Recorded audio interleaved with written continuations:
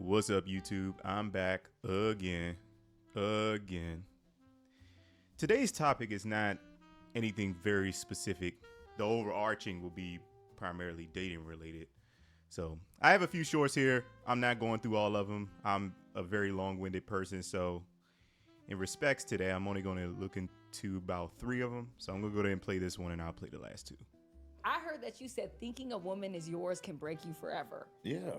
That's so. How do you ever have a relationship then? I guess is it a thing about possessing? Yep. You can't do that. Yes, I agree. You just have to enjoy your time. I agree with that actually. Like, tune everything else out. Enjoy your time. And that's all I can tell you. Because soon as you think you in a situation where you can get comfortable, So you you walk don't. in and she vibing with somebody. Well, he's talking. So this an old brother. He not lying.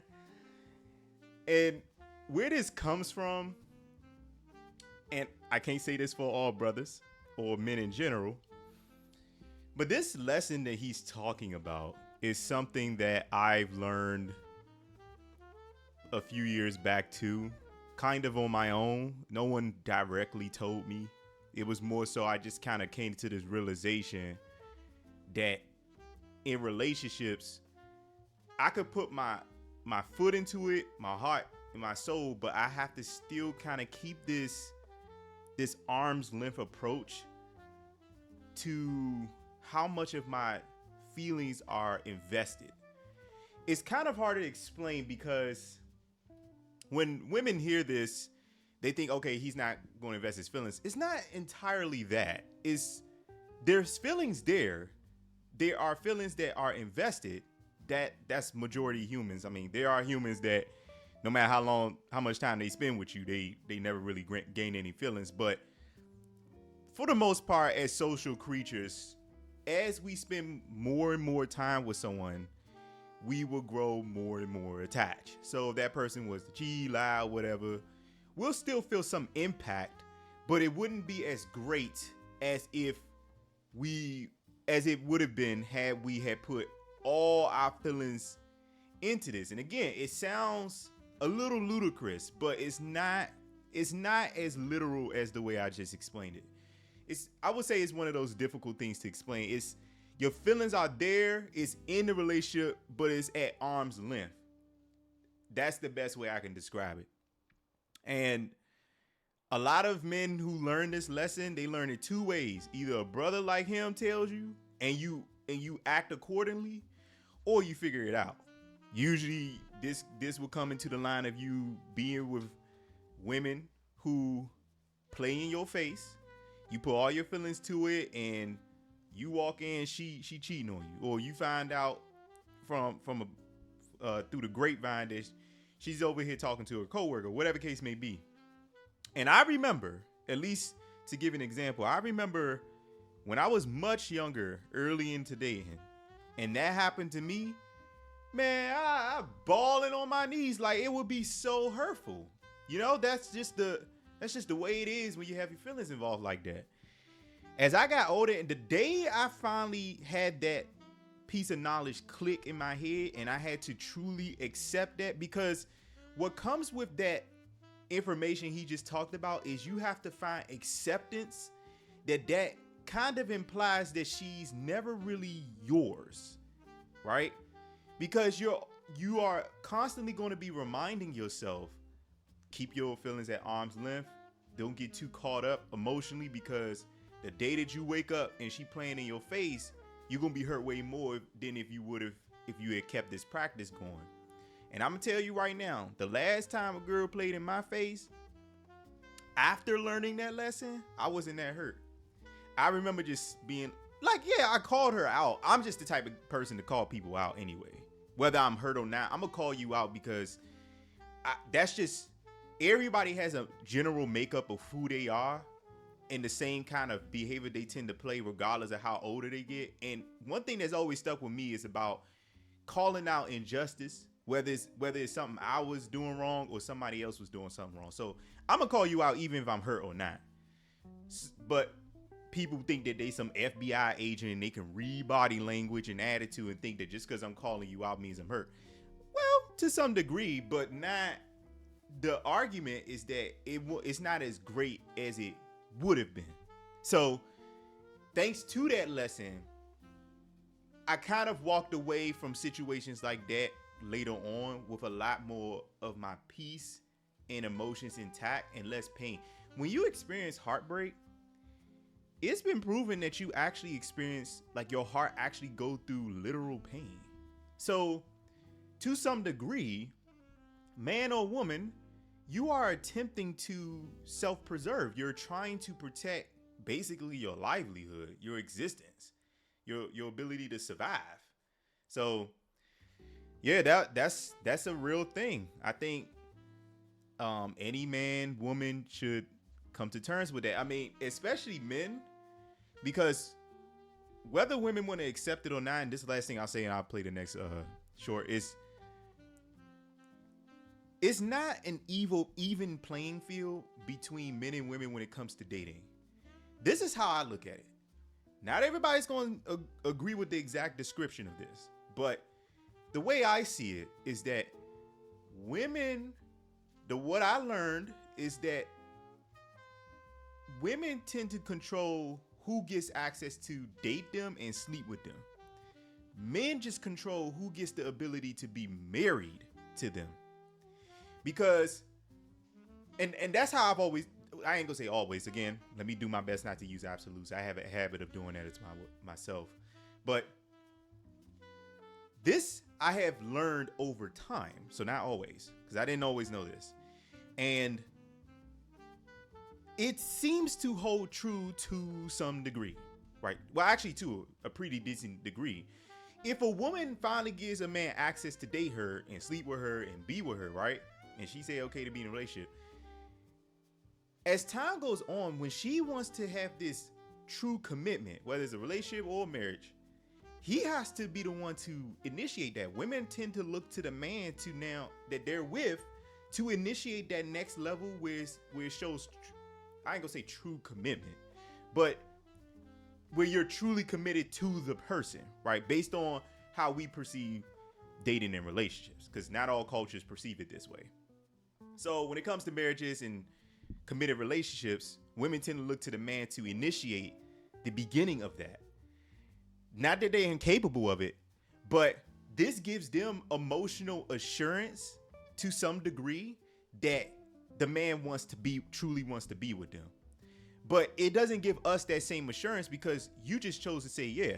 And what I've also learned is that there are some women who would just say yes to being in a relationship with you just to go along with it. Some girls, like, in their mind, they'll be like, oh yeah, you know, I mean, I dated plenty of guys recently, and I'm willing to just hang around in this relationship for a bit. And if it don't work out, I can always get a bunch of other dudes. That's how some women think. They don't think, not all of them think literally like that, but to some degree, the way they move is a reflection of that same thought process. And guys, by and large, usually don't move like that, except for the ones who tend to have an equal or not a decent amount of women who always want to mess with them too. Most average men are not getting a ton of women talking to them on a regular basis or even being able to pull women, no matter how great they look or not. And so for men, we tend to kind of move, our actions tend to be more of a reflection of scarcity, not because we want to be a scarcity minded person, but just for the simple fact that, hey, I don't get, regardless of any of my conditions, I just don't date a lot of women who I genuinely like and find attraction to and who are interested in me and that we get into a relationship. So I'm gonna really try to hold on and really be intentional when I do decide to be in a relationship. Girls move a little different. Not all of them, but there's women who kind of approach things the same way as men, regardless of their options. But a lot of girls are intoxicated with the large influx of options, especially in today's society, which warps their sense of novelty and appreciation for relationships and even dating and marriages. Actually, they look at it as, the way they talk about it is kind of like buying a bag of chips from the grocery store. You know, it's just, all right, I can just go buy another bag of Doritos. There's a ton of nacho cheese. There's always some there. That's kind of how they see it, or rather how they speak about getting men and being with them. it's a little objectifying ish, and it's a little not the word dismissive, but it's kind of belittling the men because it devalues them in a way. So yeah. All right, let me go ahead and play this next one. Women date for their ego. It's not for companionship. No, it's not. It's not for companionship. It is for social climbing, not true relationship building. So you telling me you wouldn't agree that men date for their ego? No, I don't. I think men actually want love. I think men actually want to feel safe. I think they're just men don't even believe they should be happy in relationships. Okay, there's two things that I caught there. I want to catch them before I end up forgetting about it. So, I've seen this young lady a few times throughout the YouTube vortex, and for the most part, I've seen that she speaks some level of common sense regarding how the real life reality of dating and relationships truly play out, how men and women truly tend to share their dynamics with each other. And she's making some sense about this. Yes, the way women move about it, they are kind of looking at it more for an ego thing. I think some of us could agree that we've seen this in movies or even just heard it in our family and friends relationships or whoever, where, you know, the girl is kind of looking at things to some degree, maybe not the entirety of it, but just to some degree, they're looking at and usually this, I've heard this mostly when it comes to married women, where it's kind of like a level of bragging to their female friends on what their man does for them, right? So if a woman has 5 friends and and women tend to talk to each other about their relationships, if one girl out of that group don't get gifts like the rest of their friends and all this other stuff, one of the things that do happen is that she tends to get a warped perspective on how she now expects her relationship, because if the other 4 of her friends are talking about, yeah, my man took me here, my man did this, and my man did that, back to back to back, and she's like, last time my man did something for me was 3-4 months ago on my birthday.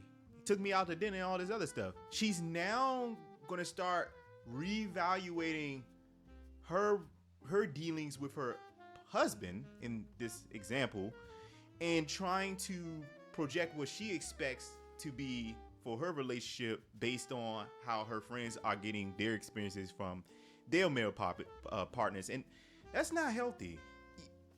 Whatever is going on between her friends and their husbands or boyfriends has nothing to do with what is going on between her and her husband or boyfriend. It doesn't matter.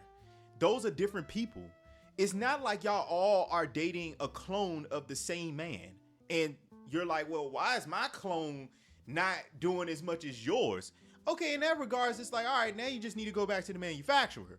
But in this situation, I don't know, except for twins and triplets and whatever, you're not dating somebody who's literally an exact clone of your partner. So, I mean, your friends are not dating or in a relationship with somebody who's an exact clone of your partner. So, having a newfound expectation that for women, they know is on the basis of what their friends be talking about their partners is not a healthy way for a relationship to go.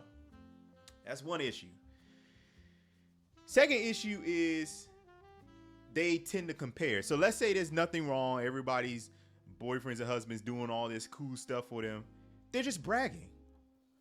Sometimes I've heard some girls will make friends with women who are not as pretty or don't have as much as them just to have somebody that they feel better than. Sounds crazy, right? I've heard and seen that play out back in school. That stuff happens. And women, to some degree, not all of them, I always gotta, we at this point in life where we've gotten to this point where it feels like we gotta always preface by saying, oh, not all of something. When can I take a break from saying that? Y'all should have enough critical thinking skills to acknowledge, okay, if he ain't saying all of some group, I should not assume or feel the need to fucking keyboard warrior my way to in his comments talking about some not all. Like, obviously it's not all women, it's not all men either. It ain't all of any damn thing. God damn. I don't know, that just kind of came to my head because it's such a thing. Someone would feel like they can make an argument against you just for simple fact of saying, well, not all. That's not an argument. It should be implied that we're not talking about all if the speaker did not explicitly say all. Holy crap.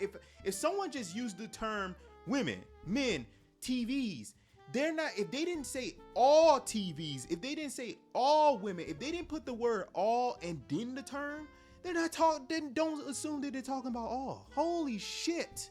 This was not always a thing, but now it is. Golly, man, you're not making a valid argument by defending this. Well, not all.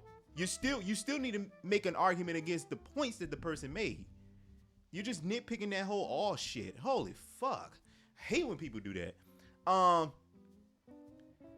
Yeah, but as I was saying, for the sake of women, I think that in relationships, you should be basing things off of what you and your partner is doing for each other. That's it.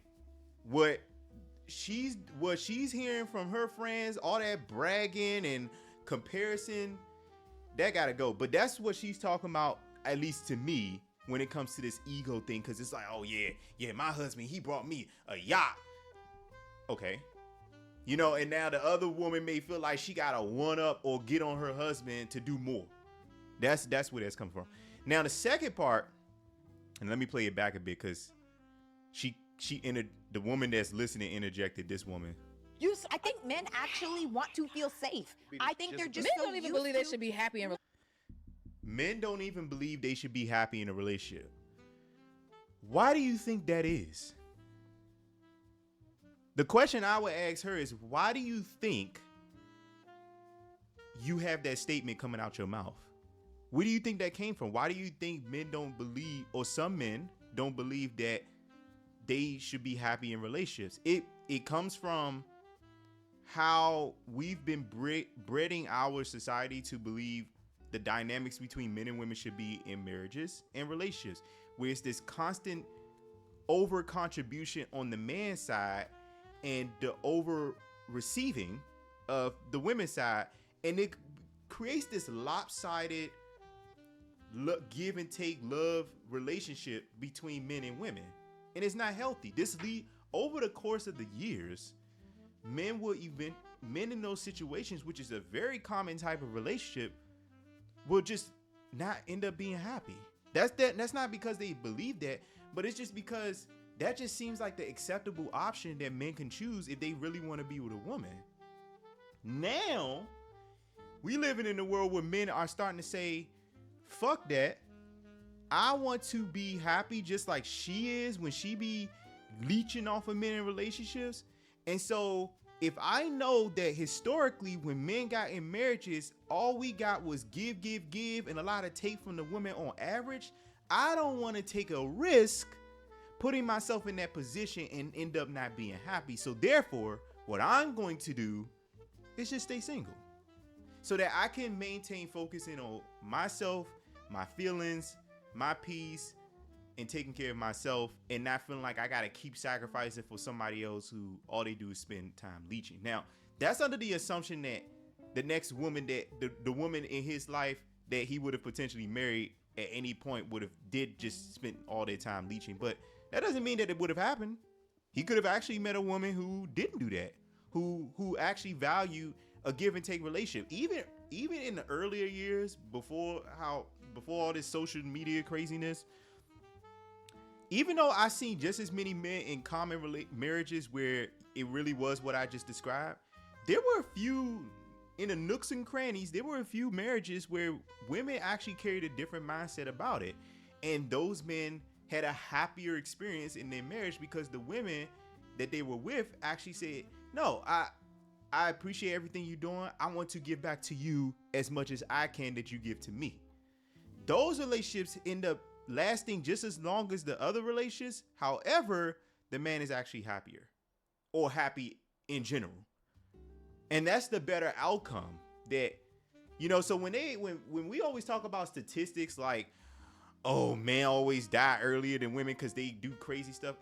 That's such an oversimplification of that statistic, because yes, men by and large typically work in fields and do things that tend to average on being more on the danger side. Yes. However, another contributing fact is how men live out their lives in marriages with women who leads them to be unhappy.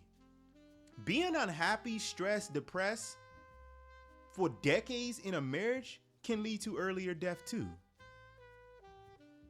Stress is a quick way to die early. Stress is a quick way. I can't imagine being a man married to any person, any woman, where I feel just unhappy and stressed for decades. This is where I've seen a lot of men play their roles at. And yeah, if they die early, I'm not surprised. So yeah, this whole men believing that they shouldn't be happy, that's not that they want that to be the belief system. It's just that's what they've had to deal with. And men are just about adaptation. We tend to just choose to adapt. If we can change it, we would. But any person with some level of common sense knows that when you're dealing with other people, other things, you can't control that. You can't make your wife now want to care about giving back to you as much as she received from you. You can't make that happen. But those men, and I will argue this, they also were still in control of themselves. They didn't have to stay. However, the thing that tend to hurt men the most with leaving marriages is financial and the children. So they pretty much was completely in a ultimatum situation. Stay in a marriage and suffer your happiness and stay depressed and unhappy, or leave the marriage, lose half your shit or more, and if you have children, lose custody of the children too, by just by default. And a lot of men, good fathers who were caring about their children, tend to just stay for the sake of the kids. Or for the men who ain't had to worry about their kids no more, they may just not want to lose all their shit. So yeah, I'm not gonna play all of this, but yeah, I thought that was very interesting. So this is the last one I'm gonna play. When he stopped texting first, I thought he was playing games. When he stopped initiating, I thought he was losing interest. But looking back, I was the one who taught him to stop. Every time he reached out and I responded late, every time he made plans, and I canceled every time he gave effort, and I took it for granted, I was teaching him that his energy was not valued here. A man does not stop chasing because he stopped caring. He stops chasing because he finally decided his effort deserved somewhere better to land. Yeah, that's a great way to express it. I can't say it as eloquent as that, but yeah, I do agree with what she's saying. Men, and someone said in the comments, let me see if I can find it.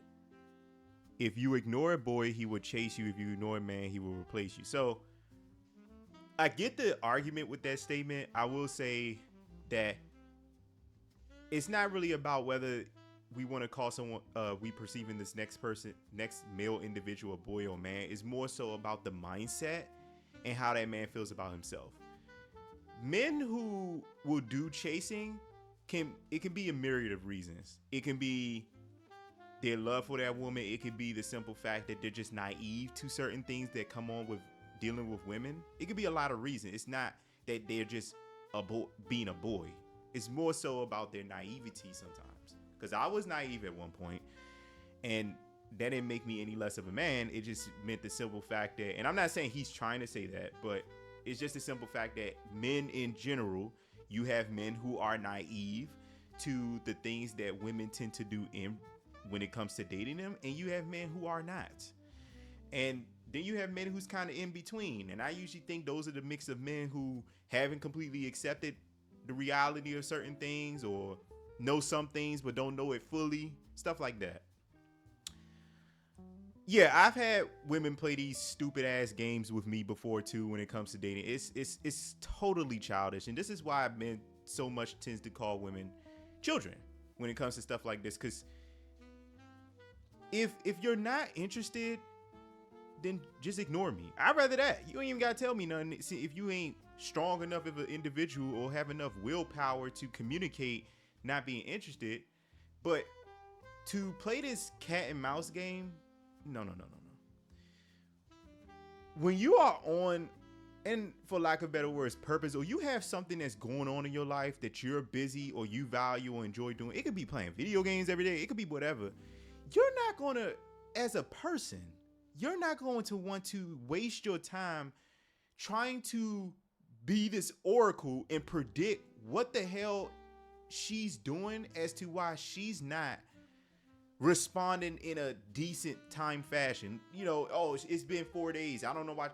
We don't want to think about all that. First of all, that adds extra stress on our lives unnecessarily, because if she winds up not wanting to be with us or date us anymore, now we wasted all these past few days stressing over this person for no reason, because now we're not even talking to them no more. They stopped talking to us. So yes, I think just in general, as men grow from naivety to understanding this bullshit, they're going to say, hey, I see what she's doing. I've seen this pattern before, pattern recognition, and I'm not subscribing to it. I don't want to deal with this. I don't want to put up with this. I'm not dealing with this back and forth. I'm not dealing with you just randomly starting arguments. I'm not dealing with you, me texting you and you not hitting me back for days on end.